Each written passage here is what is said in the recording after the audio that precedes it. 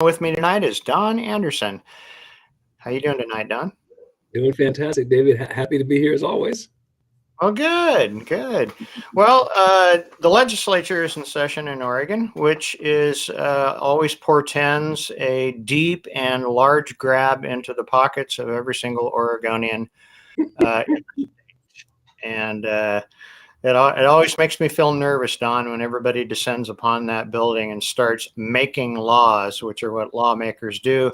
And I'm always surprised at how they're able to cram 2,000 or 3,000 bills either into a 35 or 180-day session. Yet that seems to happen each year. And it's really I just can't. It's just it slays me that we need that much lawmaking. You know what I'm saying? And so few people seem to understand that the more rules you make, the less freedom we have. I mean, it Yeah, seems pretty obvious to me, right? it does. Yeah. It does. And our newly elected governor, Tina Kotek, Governor Kotek, I think that's the first time I've said that out loud. Yeah. Started off her first day as Oregon's governor yesterday by signing 3 executive orders, all to do with homelessness. Right. Mhm. One of them is declaring a state of emergency regarding homelessness, which, as we all know, that our political nerds, when you sign a state of emergency, whether it be for wildfires or heat or cold or whatever the heck it is, flooding. It just means there are fewer barriers to the money flowing, Mhm. and that's what we seem to be what seems to be the trend with homelessness. Homelessness, back when I was a younger man, there was always homelessness downtown Portland, right? I mean, the drunks were down there, they were the bums, they were but there wasn't many of them, and they were manageable. But now, I think between 2017 and 2022, homelessness in Oregon has grown by like 50%. And with it, I think homelessness, Don, has become another big business. Mhm. Yeah, I would agree with you 100%. I mean, when you start having governmental organizations go out to solve a problem, they never solve a problem. Basically, it becomes a vehicle for them to have another job, and then once they have that job of allegedly solving the problem, they're not going to get themselves fired by fixing the problem, so they don't fix the problem, and so it just goes on. In fact, they make it worse because the more goodies they give out, the more people they attract to the area to get the goodies. And that's exactly what you see. Yeah, yeah, and I think that's been borne out by conversations with some of the people that live on the streets, primarily in the Portland area. I've seen cell phone video interviews of people on the street out there, and many of them are from out of town. Don, I mean, they heard that Oregon is someplace you can come and you can do drugs and have enough have enough drugs on you to Mhm. get you loaded. Mhm. And if you get caught, you don't go to jail. You get a ticket. You're supposed to call a treatment facility, and we've talked about how well that thing worked. To just Mhm. measure 110 really is not working the way it was intended. Yeah. Uh, and so we got people coming from all over here. Mhm. Because we are providing services for them. We're handing out tens of thousands of dollars worth of supplies Mhm. regularly to homeless people. We don't seem to be doing anything about the accumulating homeless camps on our roads, Mhm. in our parks, on our neighborhoods. And so, as you say, it's because, hey, let's go to Portland. The Right. weather's not great, but there's all kinds of free stuff. Well, I was reading this article about these 3 executive orders. And one of the comments was by the executive director of an organization called Street Roots. Mhm. And this is one of the things that happens with, like you said, problems that government are supposed to solve is they funnel, huge amounts of taxpayer money through nonprofit organizations who are advocates for whatever the problem is. And Street Roots is one of those. They call themselves an advocate for the homeless. And I'm really not sure exactly what they do, but I know them firsthand because I was in downtown Portland, and it's been some years ago. They've been at this for a long time. And there was homeless people and or formerly homeless people who peddle a newspaper that is published by Street Roots. And I'm not sure, what the scam is on it. I think they peddle it for $1, and maybe, I don't know, maybe the person gets 50 cents or whatever it is. But, the guy told me about it, and I looked at it, and I go, have you ever read this? And he goes, no, not really. It's just, it's something I do out here. And I said, this is really just, this is junk, I looked at it, and it was just a bunch of really far leftist Marxist crap.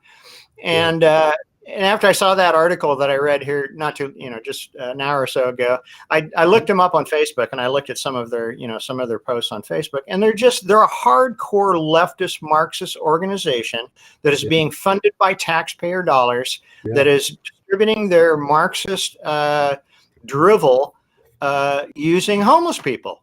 Yeah. And this lady's excited, that more money will be flowing.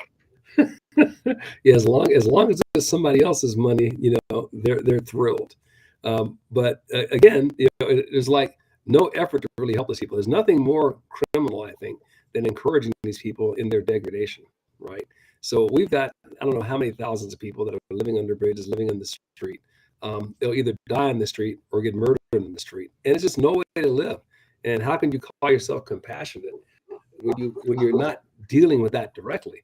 And anything that doesn't enforce, and this is the other thing, the one job that the government is supposed to do above anything else is protect the rest of the citizens from this kind of behavior. And they're not doing it. In fact, what they do is they reduce the number of police and then encourage more of this behavior with these kinds of programs. It's just stunning. They do. Well, just the old axiom that if you want less of it, tax it. If you want more of it, subsidize it. So we're subsidizing homelessness, so we're getting more homelessness. And I've said, on more than one occasion, maybe we should tax them and there'd be less of it. But I think, you hit the nail on the head. Is government is calling this a homelessness crisis, and it's really not a homelessness crisis. It's a drug and alcohol crisis. People who are addicted to drugs and alcohol, who are rather than being productive in their membership in society, they're engaging in criminal activity to fund, their lifestyle of drugs and alcohol. And there is no there's no policing, there's no accountability. They don't go to jail, they don't get prosecuted, they're not sentenced to a treatment facility like a friend of mine was, a couple dozen years ago. Gosh, I guess it's been more than that now I think about it, but a couple dozen years ago, and for him, he had the opportunity of staying in jail. He was an alcoholic, and or going to a treatment facility. Well, he went to this treatment facility, and he died at a fairly young age of a heart attack. But he had become clean and sober for 8 years preceding that, 9 years preceding that. Built himself a life, got married, had a kid, built a house, built a business. Became a really productive member of society.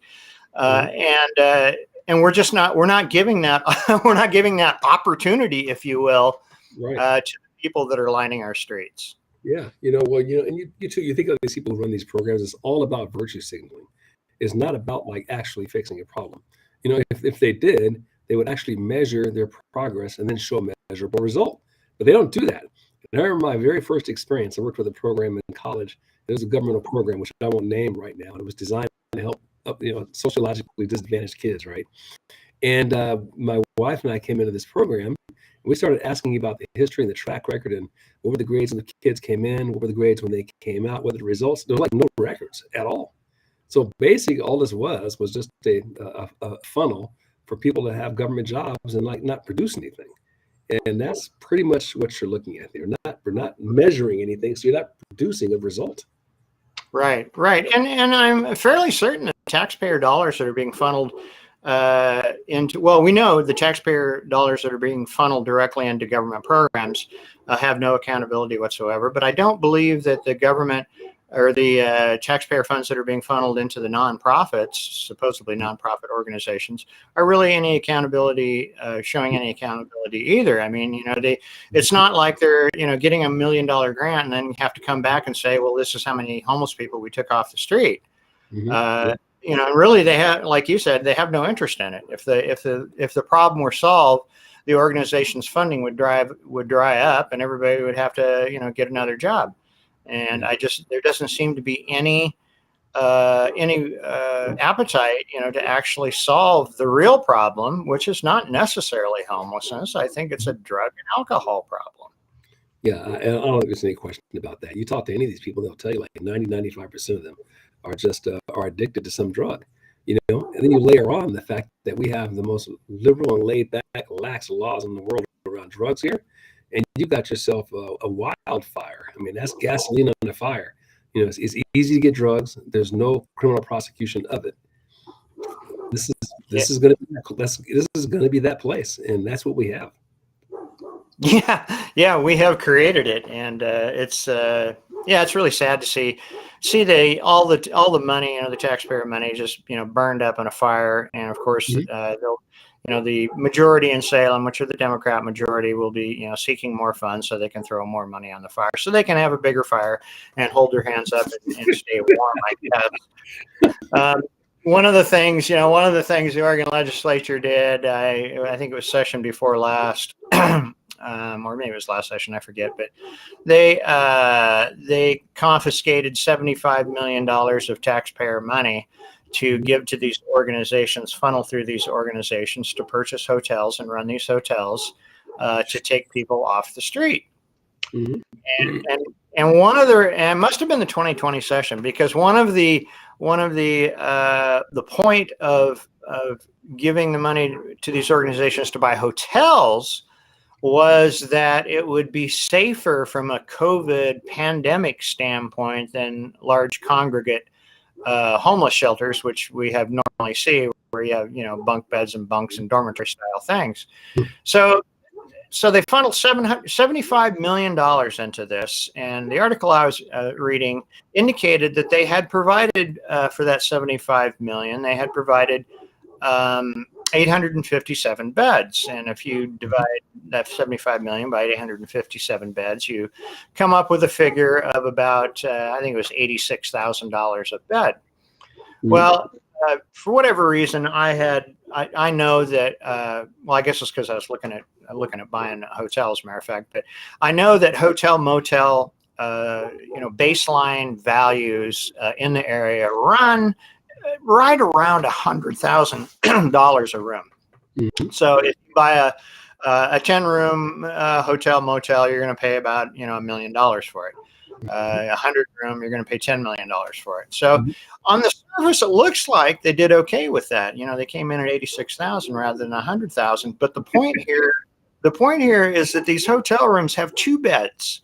So rather than being at 86,000, they're at 172,000. Uh-huh.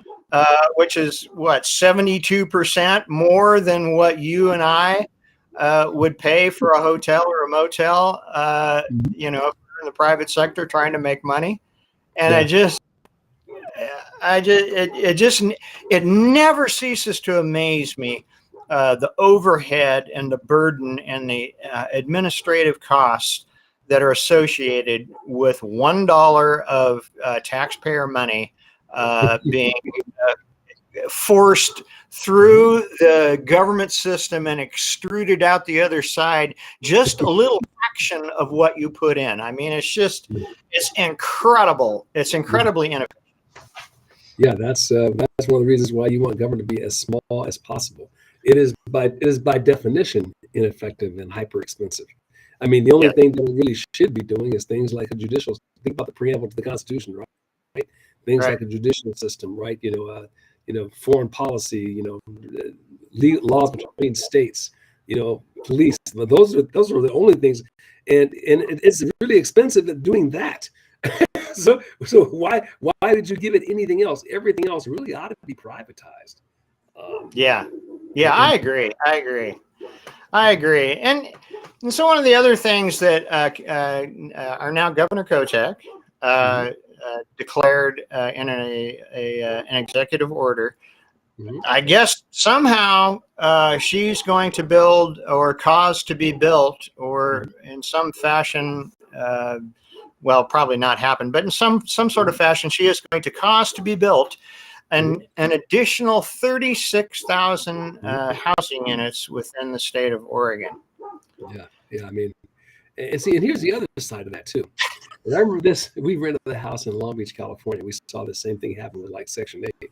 So what happens is the government comes in and does something like that, subsidizes housing.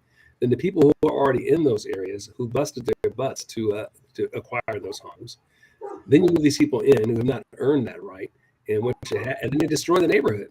So now your property declines in value because your neighbor is not taking care of their property. They're doing what they do, right?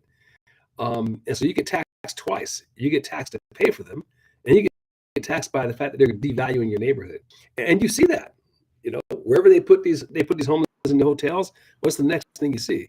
You see junk cars out front. You see people standing around getting high out front. You see trash and litter all over the place, urinating in the bushes. I mean, you name it. And if you're unfortunate enough to live in the neighborhood next to that, you're going to suffer the consequences. And it doesn't care about you, the tax-paying citizen, by the way. Yeah, and as you pointed out, I mean, even if somehow the governor 1,000 housing units to be built by whatever fashion, whether taxpayers build them at $1 million a piece, that's probably what a house would cost if the government built it. Two bedroom, one bath. However they come to be, as you had pointed out, they will be absolute trash. Yeah.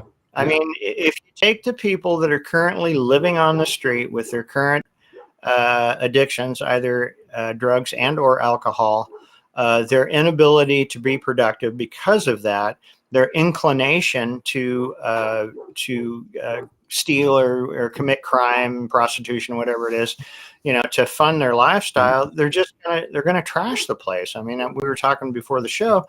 Last week or week before, I happened to go to a house that had been occupied by homeless squatters. And it was the filthiest, grossest thing I've ever seen. Dumpsters aren't that dirty. You know? It's when your mind is drug addled, and that's where these people are, then they're in a different place, a place that's hard to imagine. And you see this in Portland. There are several places where, next to pretty nice neighborhoods, where the city has allowed these people to put up camps or have these giant campers in front of houses, and those poor souls that have busted their butt for years to own their little piece of the American dream, now they're stuck with people trashing their neighborhood and stepping on needles and urinating on their yard, and if you try to sell, you're out like 40% because that's what it's going to take for you to get out of your property now. It is really, really the most outrageous and unfair thing you've ever seen. You can't attack you that way. Yeah, when I was over in the west part of Vancouver, and you live in Vancouver, probably on the east side, I'm sure, but I was over there. I was going to a place that I haven't been to for a long time. It's a kind of a shop that one of my buddies rents, and I need to pick up some stuff there. And I go there, and I could not believe how these encampments had been built between the sidewalk out in front of the house and that grass median between the sidewalk and the curb. And there are several blocks over there that have been completely and totally surrounded by these encampments. And I was there probably about 30 minutes. And there was all kinds of yelling and screaming and threatening and stuff going on. And it's just hard for me to imagine what it must be like to live in that neighborhood and how frustrating it must be to not have the city or the county or whoever's in charge of policing the area not do anything about it. I just can't. Just basic law enforcement. It's against the law, then enforce the law. Yeah. That's it. Yeah. It seems pretty simple to me. I mean, when I was growing up, that's the kind of the way it worked. If I, if I got caught crossing the line doing something wrong, I mean, I never did anything that I needed to go to jail for, apparently, but, I've talked to more than one cop in my youth. Right. Yeah. Yeah. Oh, yeah. Where, if you had any kind of a youth, you probably did. You just knew where to draw the line, right? It's Yeah. and you said something earlier. What was it about how I don't want to say homeless, but let's just we'll call it the street people scene has changed over the last 40 or 50 years. I remember being in downtown Portland, and you're right. Yeah, there was always, we used to call them hobos, right? And they were typically older men, like 55, 65, drank too much, right? And they'd, go to the Salvation Army and some of the streets and some of the park benches. But that was different from what you see now, because those guys weren't violent, right? You were afraid of them, I mean, now, this group now, you wouldn't want to be in those same places at night. And the crowd is much younger, and they're energetic, and they're much more prone to violence and what do you call it, aggressive panhandling, which was another thing. That's new. You didn't get that. These guys, some might ask for money. Others demand the money or whatever you have. So there's a whole nother edge to it that wasn't there. It is. It is a whole nother thing. I mean, it's drugs versus, alcohol. I mean, alcohol is a depressant. We all remember the bums. For the most part, they were, after they were stumbling down the side, sit down and pass out. And of course, we see that with the heroin addicts and the fentanyl addicts. But I mean, the streets are also lined with crackheads and meth heads, and that's an entirely different set of behavior. I mean, they don't sleep, they're vampires, and it's amazing to me what some of the meth heads will do throughout the middle of the night to try to steal something to make a few bucks. I was over in I think it wasn't Foster. I think it was Powell, about, I don't know, 136 roughly. In Powell, I was looking at a former grocery store. I think it was an old Safeway that a customer of mine, he owned kind of older shopping malls. He wanted me to look at it. And I went in there, and all of the, wiring had been gutted out. Right. And this, but the weirdest thing was, and this is a little in the weeds, but I think everybody's seen like a big square transformer. So there was a really big transformer in the back room in the electrical room, and they had disconnected it, and they had taken the covers off of it. And inside of those transformers are 3 huge coils of very, very fine copper wire. Mm-hmm. And they had started to unwind all of these little tiny strands of copper wire, right? And here's the scene, Don. You look around, about an 8-foot area, you could tell that there was more than one person there. There was pop cans and some chips and stuff, laying around everywhere. Typical of a tweaker, of a meth head. Mm-hmm. And then it looked like somebody scared them. And there was a piece of wire hanging off, and they just vacated like they were rats around a large chunk of cheese, and somebody walked in the door. I mean, they spent hours and hours and hours at this, and I have to think to myself, I think, if you're willing to spend that much time, stealing other people's stuff, maybe you should get a job. Yeah, but that tweaking habit is so bad, they just can't. I mean, there's crazy crimes you hear about, like people getting their trailers stolen right out of their backyards, right? Yeah. It's just unbelievable. You park your car. It is. Your catalytic converter is gone, right? They got a whole business of just going in through parking lots at churches during service and stealing catalytic converters. I mean, you name it, they do it. Yeah. And well, yeah, and we're all seeing, and that's the other thing about this. It's not only the inconvenience and the danger that law-abiding people suffer for this problem, but we all suffer for the crime We suffer for the crime of the shoplifting, for the crime of things being stolen. We suffer for our cars being stolen, broken into, our catalytic converters ripped off, stuff missing out of our backyards because they're more than willing to hop the fence and go in there and rifle through your shed and take whatever they can.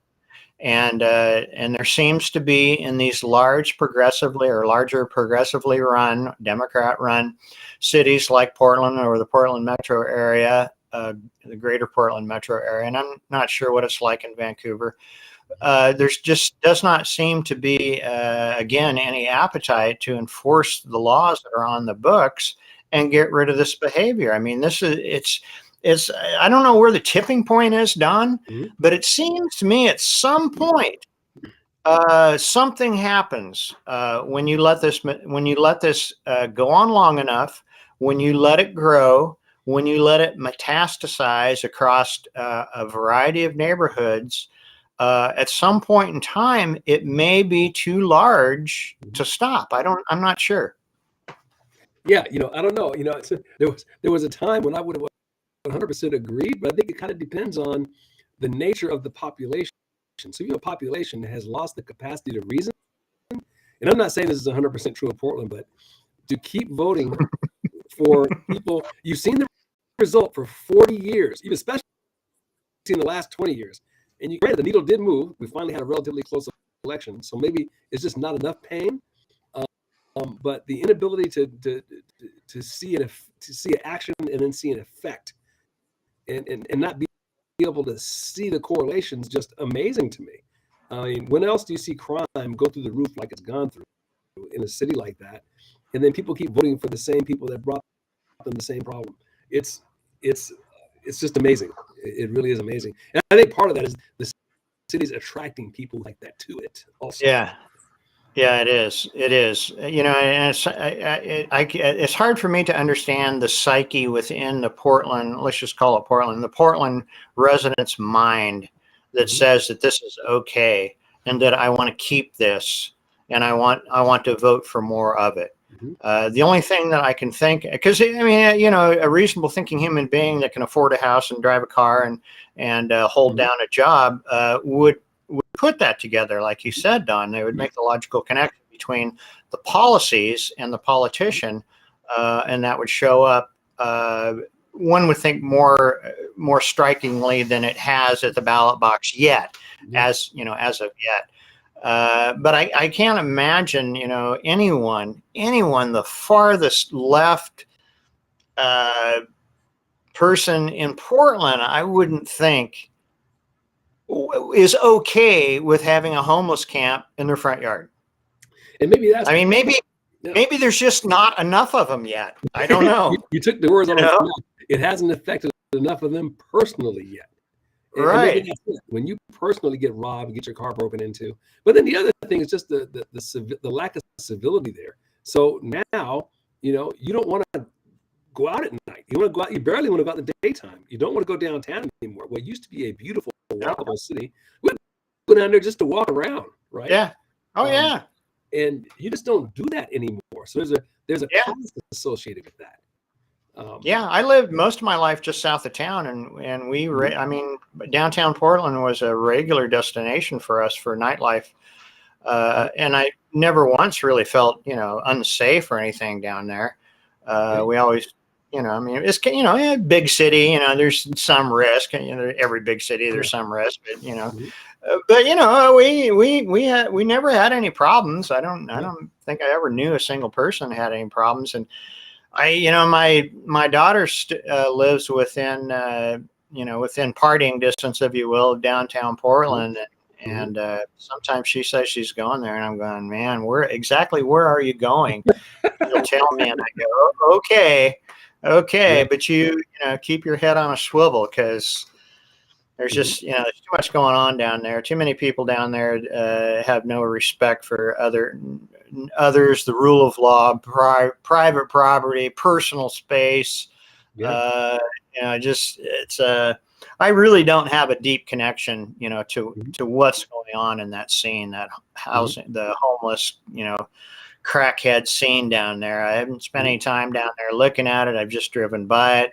It just looks like crap, so I assume it's probably crap. But and then you see, like you said, you see all the the crime statistics. They're just skyrocketing. Portland recently was #1 car thefts, whole nation.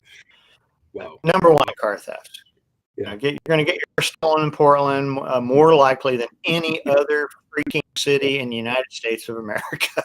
Yeah, and I could think of 2 or 3 people off the top of my head who've had some kind of a theft situation. One guy had his truck stolen, he did get it back, but it got stolen.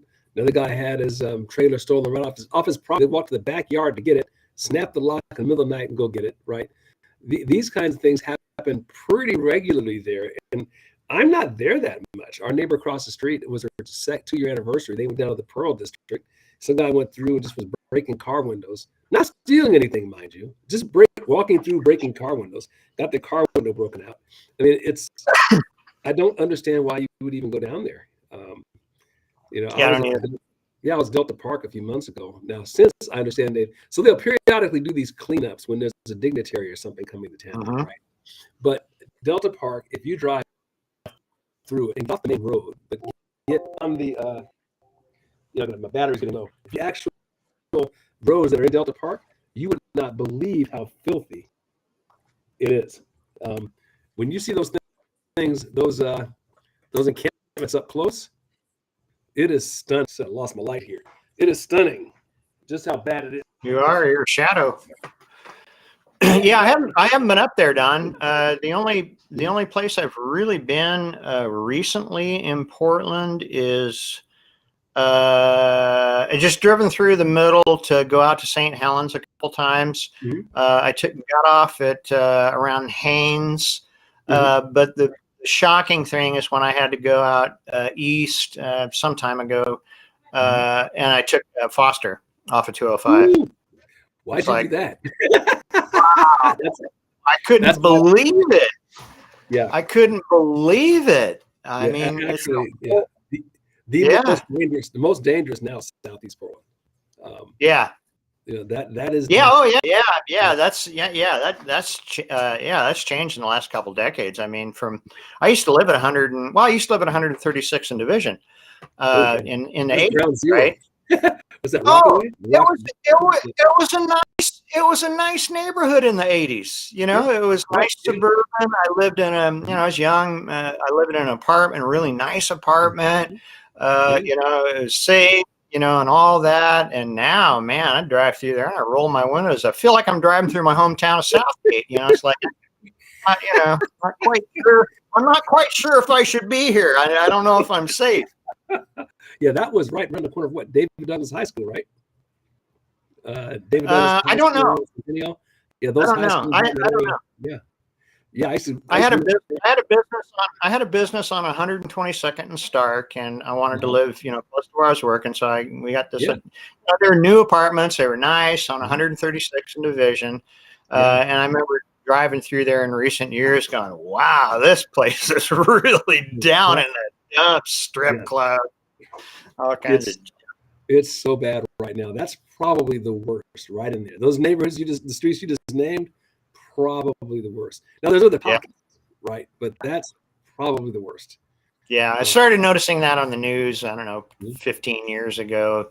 All of the murders and all of the, the incidences were happening at 130th and Stark, or 136th and Stark and Powell and Division. And it's like, yeah, that's not the way it used to be. But no, it's really sad. And, and the whole thing that gets you is how preventable all this is. If you simply just enforce the law, it's pretty much all you have to do. It really is. It really is. And I know that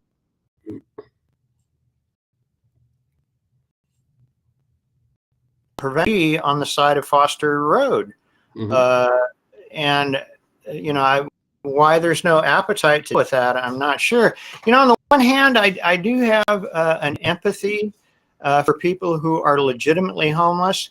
But you know what? I doubt that most of the people that are legitimately homeless are there. It doesn't look like there.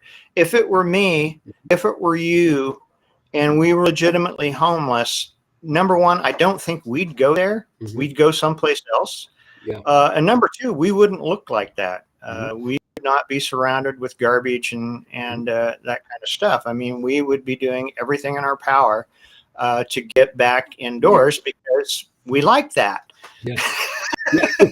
Well, You know, I think one other thing I think that it's also in the commentaries for some of our listeners here that I think are spot on, and then it also points to the breakdown in the family, in the extended family, because Yeah. one of the reasons that people get into these situations is they have terrible home lives, which are caused by the government wrecking the role of the dad, and so you have no dad, so these kids get raised without a dad. There's all kinds of data that shows how destructive that is, which leads them to this life of crime and poverty. And then if you don't have an extended family, when I was a kid, I mean, everybody had these giant extended families. So if your own household was not working, you go live with your aunt or your uncle, or somebody else take you under their wing, and the street was never a possibility even. And I think that plays a role in all of this stuff too, because now you have these families that are completely destroyed. There's no extended family, and so right. the next thing is a gang or the street. So I think that, and again, all driven by the government. Yes, yes, yes. The Great Society of Johnson's years have destroyed the family at lower socioeconomic levels and slightly above. It's interesting that you said that because I just recently, within the last week, Don, heard a quote from a young homeless woman, and she spoke the truth. And she said, all of these people, I don't know if she said all, I think she did say all. She says all of these people down here have a home. They just can't go there because they won't stop drugging. They won't stop stealing. They won't stop doing what their family will disallow inside of the home. But she says they all have a home. That's a great point. And it probably is largely true because think to yourself, if you have a kid that becomes an adult, you don't really have any control over that. And they're going to do what they want to do at that point. And if they're drugging and destroying your home, and especially if other kids in the house, you have to kick them out. You do. You really don't have a choice. Yeah. And I'm sure there's a huge percentage of that actually. Yeah. That was direct from the mouth of one homeless woman. She said it like it was. I mean, you have. I agree with you that there's not the large extended family they're used to, but almost everybody has some place, some small part of a family that they could go to. But the problem is like you said, when you won't stop doing what is unacceptable in somebody's home, the person in that home has only two choices, and that's either to accept it or to reject it. And if they reject it, then you have to go someplace else. And I guess, I think probably even a larger, especially for the younger people that we see on the streets, the larger problem is we see this younger generations turning out of their own homes, turning out of government schools with almost no skills to cope with living on their own or as adults. They seem to be malnourished educationally and certainly lacking in moral fortitude or have had the character developed within them to live as independent adults. I think we see that more and more. I think we see a lot of people living, at their parents' house till they should have been kicked out, 10 years ago, or at least encouraged to start their own life on their own, let's say. Yeah. But I think we see that as well. Yeah. Well, you look at just, you've gone to government school, so you haven't learned how to read and write. You haven't learned discipline. You haven't learned how to communicate. Uh-oh, did I lose Don? It looks like I did. I wonder if Don did what I sometimes do, which is rest my hand upon the keyboard and hit a key that I wasn't supposed to hit. Anyways, I think we beat the heck out of that subject. I'd like to thank everybody for being with us tonight, especially Don, because I love talking to Don. Don has a lot of wisdom, and he has a really good take on things, and I appreciate the time I get to spend with him. And captive audience, we'll be back Friday with a special show. We're going to have some special guests on, and we're going to talk about what's going on at the Republican National Committee and the election for the RNC chair. So hope to see everybody join us for that. And